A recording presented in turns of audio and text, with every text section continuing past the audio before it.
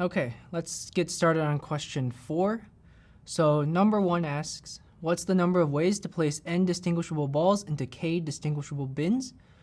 So if we look at, we have k bins, 1, 2, 3, 4, all the way to k. And if I look at a ball, it can go into any one of the bins, right? So you can go into bin 1, bin 2, all the way to bin k. So I look at how many choices ball 1 has. It has k choices. And how many choices does ball 2 have? Well, it's the exact same, right? Ball 2 can also go into any one of the k bins and go to bin 1, bin 2, all the way to bin k. And basically each ball will have k choices, and because each throw is independent of all the other throws, I can use first rule of counting, multiply all these outcomes together, and to get the total number of outcomes, which is just k times k times k all the way for n balls, which is just k to the n. Okay, so now for number 2, what's the number of ways to place n distinguishable balls into k distinguishable bins where no 2 balls are placed in the same bin? So it's the same question except for this extra constraint. So again, if I look at how many choices ball 1 has, well, ball 1 can go anywhere, right? K choices, because it can go anywhere, right? Because it's the first ball, there aren't any other balls that are in bins, so we don't have to restrict where it can go.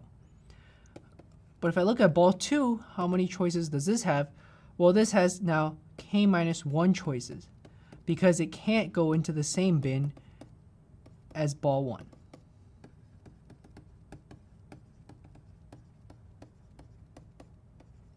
Right, so there's k bins in total. One bin now has ball 1, so ball 2 can go into any of the other k minus 1 bins. So what about ball 3? Well, this is very similar. This has k minus 2 choices. Basically, it can go into any bin except for the bins in which ball 2 and ball 1 are in. And we can continue this until we get to the nth ball, in which this has k minus n minus 1 choices, because it can't go into any of the other bins that the other n minus 1 balls are in. So, and again, by first rule of counting, I can basically multiply all these choices out. So this is just k times k minus 1 times k minus 2 all the way to k minus n minus 1. And this is just k factorial over k minus n factorial.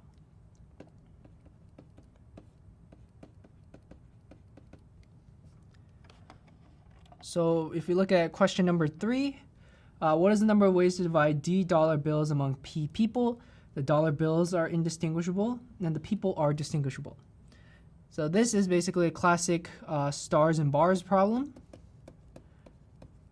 And we can formulate it as, we have the stars are the dollars, and we're splitting or distributing the stars among people. So we have D stars, and we have, the bars are the people, and if I have P people, that means P minus 1 bars. So just to make it more clear, so suppose I have this stars and bars configuration. In this particular configuration, it would mean, everything left of the first bar or divider, this goes to person 1. So in this case, person 1 gets $2. Everything between the 2 bars goes to person 2, so person 2 gets $1. And everything right of the second bar is person 3. So person 3 gets $0 in this case. So we can see that like any specific instance of stars and bars corresponds with a single way to distribute the D dollars among P people. And if you remember from the stars and bars formula, the number of ways to do this is just D plus P minus 1, choose P minus 1. Or alternatively, D plus P minus 1, choose D.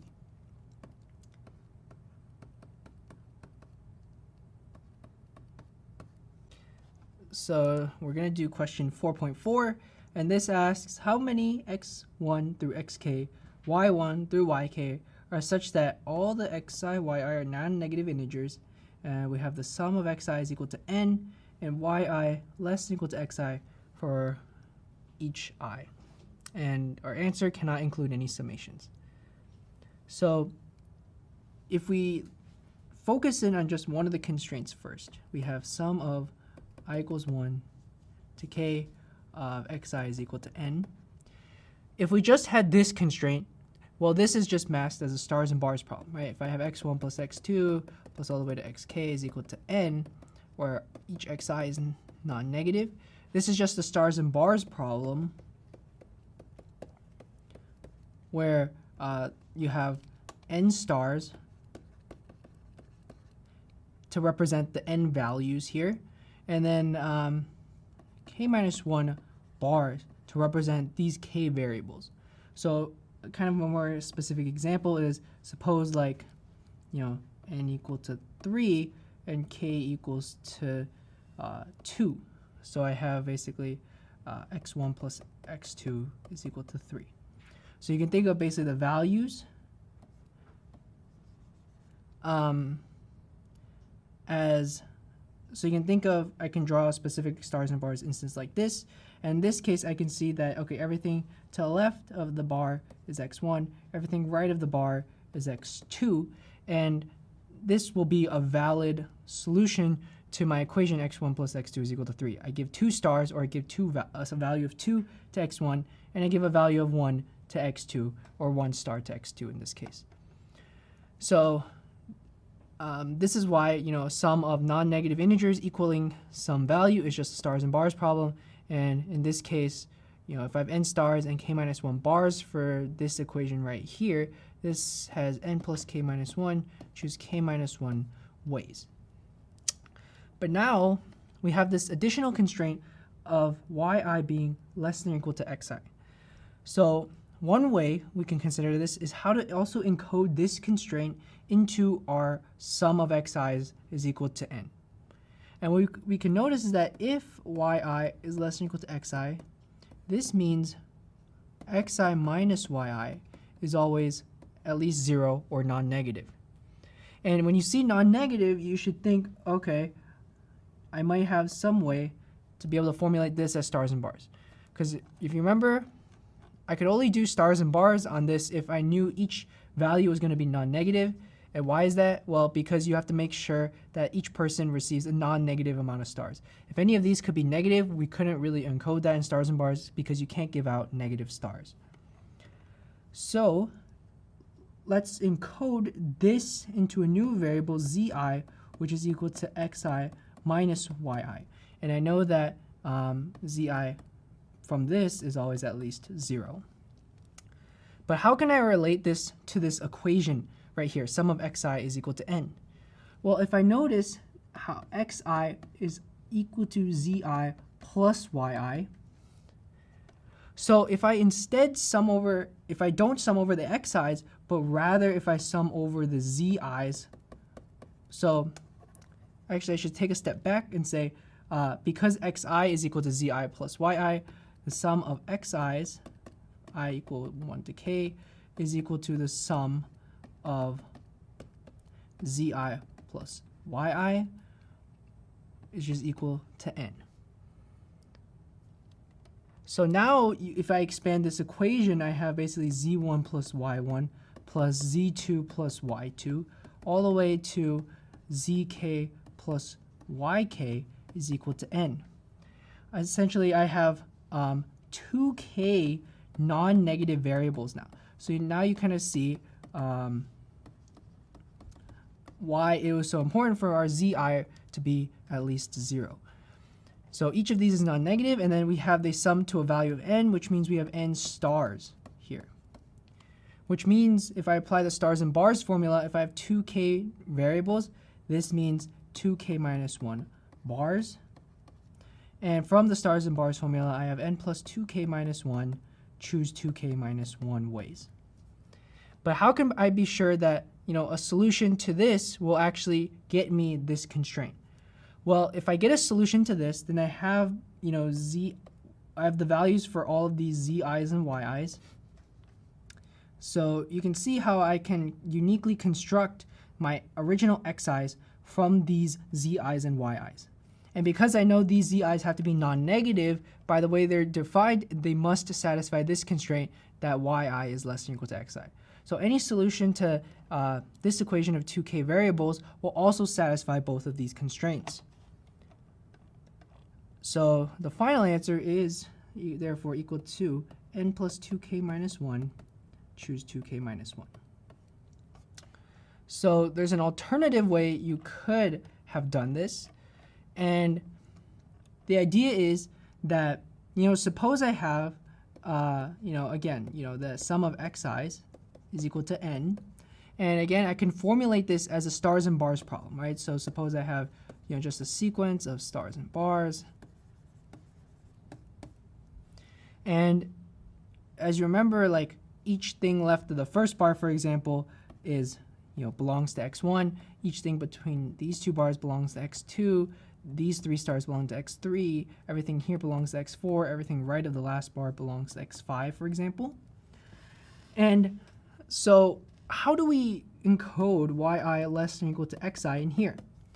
So I know y1 is less than or equal to x1. And I can encode this by saying y1 has at most the stars that x1 has. So x1 will always have at least as many stars y1 has, right?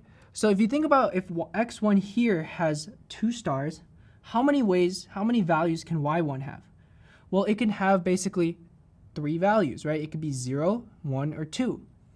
But if you look at how I can try to encode this into this current stars and bars scheme, I can basically add in another bar to represent the yi's. I can basically add this kind of like shaded bar in, and I can say everything left of the shaded bar here represents y1.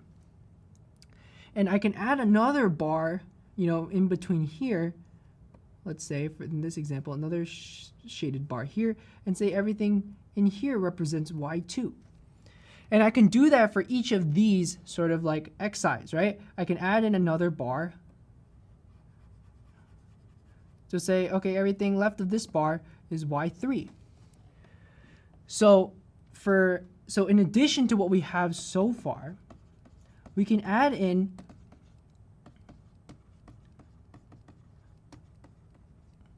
an extra bar for each yi. Right, so this means there are k additional bars.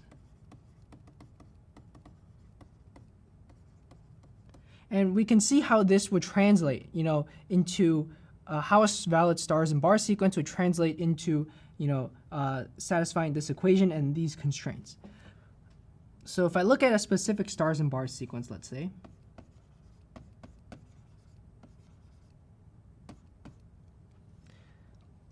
then I can see how I can translate this stars and bars into something that looks like the sum of xi's is equal to n and yi less than or equal to xi. So I can delegate basically everything left of the first bar as yi, so here y1. And then everything left of the first 2 bars would represent the value for x1. Right, and now you can see how x1 I can say has 2 stars and y1 essentially only has 1 star. And then I can say, okay, everything left of this next bar is equal to y2, and including that and the stars in the next bar, everything here represents x2. So here y2 is 0 and x2 is equal to 2, and then everything here is going to be equal to y3, while everything on the outside is essentially x3. All right, so you can kind of see how this is an example where I have a valid sequence of stars and bars basically satisfying this first equation right here, but then I add bars in the middle of each xi's to separate out stars to represent yi. And because I'm adding bars within this region, right? So within this region, which is already like x1's territory, y1 is never going to get more stars than x1. right? Because if there's only 2 stars, it doesn't matter where I place the bar, here or here or here, y1 is always going to have fewer stars than x1. And the same goes for here, right? Because this entire region, it already belongs to x1, it doesn't matter where I insert the divider for y1. And no, whatever place I put it into, it's a valid solution because yi is always going to be less than or equal to xi. So therefore, we could solve this by saying, okay, now we have n stars as before, but now in addition to the k minus 1 bars introduced by this equation, we add another k bars, which means we have k plus k minus 1 bars, which is equal to 2k minus 1 bars in total now, right? These k represent the yi's, and then these k minus 1 represent the xi's. And again, we can do stars and bars to get the number of ways is n plus 2k minus 1, choose 2k minus 1, which is the same answer as before. So this is an alternate way of doing it by basically adding in extra bars representing essentially the values for the yi's.